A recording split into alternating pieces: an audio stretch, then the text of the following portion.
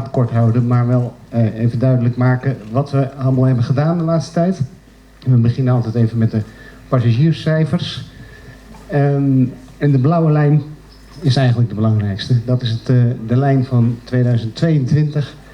En als je die vergelijkt met het jaar 2019, wat we allemaal steeds doen, wat het laatste jaar was voor de pandemie, dan zien we eigenlijk al het hele jaar een groter aantal reizigers via de luchthaven reizen. En dat uit zich in zo'n 10% meer passagiers ten opzichte van 2019 tot aan november. En het grafiekje is eigenlijk vergelijkbaar met de cijfers die we bij TCB zien en bij Bonhata zien. Het is altijd belangrijk om er toch een paar verschillen in aan te merken. Ik heb het vorige keer ook verteld, maar ik herhaal dat toch eventjes. Wij kijken natuurlijk naar alle passagiers, waar je in de tourist tax data bijvoorbeeld vooral de visitors ziet, de niet-inwoners van Bonaire. Dus wij kijken naar alle passagiers. Wij kijken ook naar vertrekkende en aankomende passagiers. En dan zit er af en toe ook nog wat verschil in de data als je kijkt naar waar komt een passagier vandaan. Wij kijken naar waar de vlucht vandaan komt. En in de tourist tax data is heel duidelijk te zien waar de mensen ook woonachtig zijn. En dat is interessante data.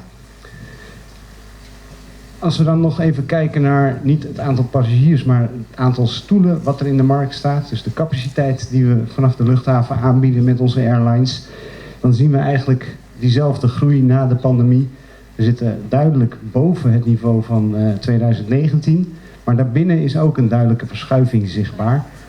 Omdat we al een tijdje meer verkeer uit Europa zien. Dat zal jullie niet onbekend zijn. We zien vaker de KLM, vaker de TUI. En het inter-island verkeer, dus binnen de regio, is toch wel zorgelijk. En ook dat zullen jullie herkennen. En daar werken we ook met de airport, de airlines en al onze partners heel hard aan om dat segment juist weer te versterken. Omdat we allemaal het voorbeeld kennen van een vlucht naar Curaçao waar je geen ticket voor kan krijgen of een heel duur ticket alleen maar kan krijgen. Nou, dat heeft echt onze prioriteit om die connectivity binnen het eilandgebied weer te versterken. Maar overal zien we dus een verhoogde capaciteit met een groter aandeel Europa. Nog eventjes iets over de routes die we vanaf de airport aanbieden met onze airlines. De routekaart is ook bekend bij de meesten. Binnen het eilandgebied vliegen we naar Curaçao en Aruba. We hebben natuurlijk een verbinding naar Santo Domingo.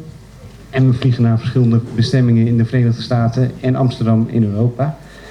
En nou is de vraag die mij altijd gesteld wordt, waar gaan we nog meer naartoe vliegen? Ik heb geen nieuws te melden, maar ik kan jullie wel vertellen dat we daar heel hard mee bezig zijn. Ik heb niet voor niks het inter-island segment bovenaan gezet, omdat dat de prioriteit heeft voor ons momenteel. En dan moet je natuurlijk denken aan gesprekken met airlines over meer capaciteit tussen de ABC-eilanden. Nou, de bestaande airlines werken daar hard aan en er zal ook in de loop van 2023 wat meer capaciteit beschikbaar komen. Maar we kijken ook naar verbindingen met bijvoorbeeld Sint Maarten en Colombia. Ook omdat we denken dat er een rechtstreekse verbinding mogelijk is, maar ook omdat we denken dat we daarmee de routes tussen de ABC wat kunnen ontlasten.